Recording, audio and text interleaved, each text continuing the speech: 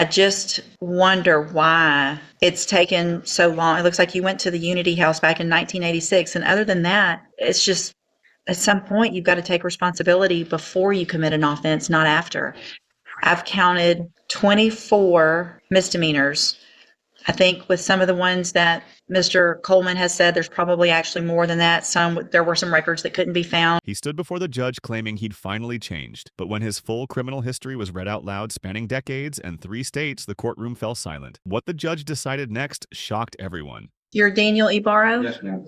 And Mr. Ebarbo was previously in court, entered pleas of guilty in cause numbers 24 DCCR 1722 and 24 DCCR 2289, both theft of properties. They were enhanced to second-degree felony offenses with caps of 10 years in each of those cases to run concurrently as the agreement. Is that correct? Yes, sir. I've received the pre-sentence report as well as an update report that just has some more specific information from criminal history from Spokane, Washington. Did everyone get that? Yes, sir. Yes, they did. Are there any additions or corrections to the pre-sentence report? None for this, sir. Not from the state. All right, Mr. Kimler, you may proceed. Your Honor, PSI reflects extensive criminal history on Mr. Ebarbo, which I suppose the court could infer from the fact that 2 misdemeanor theft cases can be enhanced up to second degrees, which implies that he does have extensive history. The facts of these 2 cases are both, as the defendant indicated in the pre-sentence report, that he was under the influence of methamphetamine at the time both were committed. It's not offered as a type of exculpatory evidence or even perhaps mitigation, but it does kind of explain why somebody with this criminal history would be doing what he's doing with a laundry basket and then some items from Walmart, all of which were under, I think, probably the Class B range of the theft. I would observe that there appears to be $300 in restitution payable in one of the cases for the laundry basket. Obviously, methamphetamine, drug addiction, but for that, I think Mr. Ebarbo wouldn't have been doing these types of boneheaded thefts. He's recognized that, and in counseling with him, he's done at least what I asked him or suggested that he do, and that's to go into an inpatient rehabilitation program, drug rehab program, to try to address the substance abuse issues that he suffered from really an early age, which is indicated in the pre-sentence report. That's been an ongoing thing almost his whole life.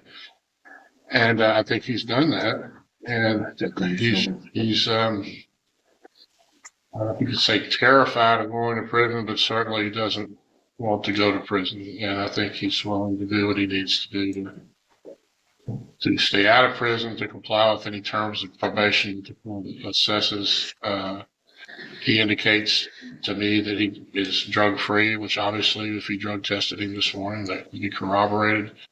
Or not, if he's not drug-free this morning, I don't know. But I assume, I would hope that he is. And he would just like to address the court perhaps better than I'm more articulate to explain his position of why he thinks that probation is appropriate.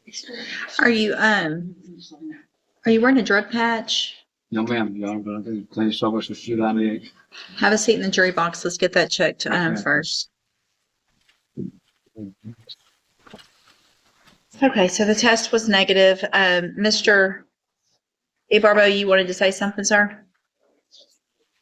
You could address the court. Yes, sir. I'm just, y'all probably not alcoholic drug addict my whole life. I went through treatment. I reached a point when this case came about, everything, my whole life, the futility of it all was overwhelming. And so anyway, so I've been cleaning social out of the 8th. I go to AA regularly. I like it. It's where I belong. I've got a sponsor today. I'm walking the steps. I'm just on step 4. Where I found a purpose I never had. Nothing I do well on probation. And hopefully one day you save somebody else from live another day, you know what I'll live. Which is horrible addiction. Now that's all about. Thank you, sir. Mr. Coleman? Judge, I'll be brief. I think the PSI speaks for itself as far as criminal history. I would like to add, I have judgments here. I've made them available to Mr. Kimler for additional convictions that were either not included in the PSI or they could not confirm those. And for the record, Judge, I am speaking of a 2013 aggravated assault out of St. Charles, Louisiana, in which the defendant received a 6-month probation. Also, a 2008 possession of a controlled substance case out of Kansas, in which the defendant was revoked to 20 months. And a 2013 fleeing or attempting to elude out of Kansas, for which the defendant received 5 days. I think that one is actually reflected in the PSI, Okay. the 5-day one. Yes. Also, Judge, I have judgments out of Spokane, Washington for 1, 2, 3 thefts. One from 2011, 2 of them, it looks like it was a concurrent 1-year probation in 2008, and also a 2008 assault out of Spokane, Washington, in which the defendant received 338 days. And I've marked them. I'm happy to offer them. No objection. I don't know that I need them. I've made the notes and we'll take that into consideration as That's all well. I have. I think the defendant, given his criminal history, it's a risk of sounding callous, Judge. I get it. People are struggle with drug addiction all the time. But at a certain point, Judge, there comes a point where the consideration needs to be protected the public. This defendant's been having contact with law enforcement since 1988. And he has spanned at least 3 different states with his criminal behavior. Judge, he's fortunate to have a cap of 10. He's exposed to 20 years, Judge. I'm asking the court to sentence him to the few years. 4 different. I'm guilty of all that. I'm sorry. Texas, Louisiana, You're all right. Kansas, New York. Very sorry.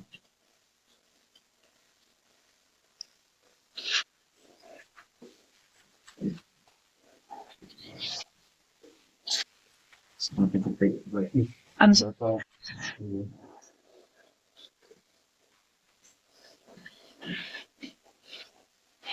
Arkansas, Tennessee, perfect.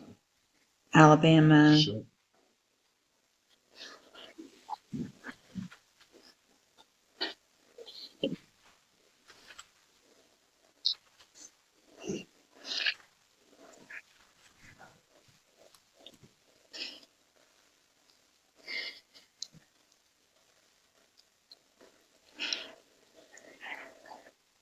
I guess my biggest issue, Mr. Ebarbo, is, well, one of the biggest issues is I appreciate and I'm glad that you have done what you've done over the last few months. I think you probably started off doing that for the wrong reason, and that's because you got caught again and you're looking at 20 years in prison. It sounds like maybe you're doing better, and that's great. I just wonder why it's taken so long. It looks like you went to the Unity House back in 1986. And other than that, it's just at some point you've got to take responsibility before you commit an offense, not after. I've counted 24 misdemeanors. I think with some of the ones that Mr. Coleman has said, there's probably actually more than that. There were some records that couldn't be found from different states. They're probably looking at more like 30. 7 felony convictions. You've been to prison. It's just too much. And at some point there has to be an end to what you're doing and get that help before you continue what you're doing. I'm going to find in each of your cases that you entered your pleas of guilty freely and voluntarily. In cause number 24, DCCR 1722, find sufficient evidence to find you guilty, and at this time find you guilty of theft, find your prior enhancement convictions true, sentence you to a term of 7 years in the institutional division of the Texas Department of Corrections. You will receive credit on that sentence for any time that you've been in custody that the law gives you the right to receive. Clause number 24, DCCR 2289, also finds sufficient evidence to find you guilty, and at this time find you guilty of theft and find those prior enhancements true. Sentence you to a term of 7 years in the institutional division of the Texas Department of Corrections. You will also receive credit on that sentence for any time that you've been in custody that the law gives you the right to receive. These will run concurrently, which means together at the same time. I've handed you the trial court certification in each of those cases that shows that these were agreements that I've followed, and so you've waived your right to appeal. I have also handed you a written admonishment regarding your ineligibility to possess a firearm or ammunition. Because of the judgments entered against you, you're ineligible under Texas law to possess a firearm or ammunition. Possession of a firearm or ammunition could lead to charges against you. Firearm is a legal term. You should read the written admonishment I provide you to see what devices qualify as a firearm. If you have questions about the laws that make you ineligible to possess a firearm or ammunition or about how long that lasts, you can talk with Mr. Kimler. Good luck to you, sir. Yeah, that's good. Thanks, everyone. Thank you. Thank you, Mr. Kimler, Mr. Coleman. Thanks for watching. If you found this video informative, please like, share, and subscribe to Justice in Action for more real courtroom moments and legal insights.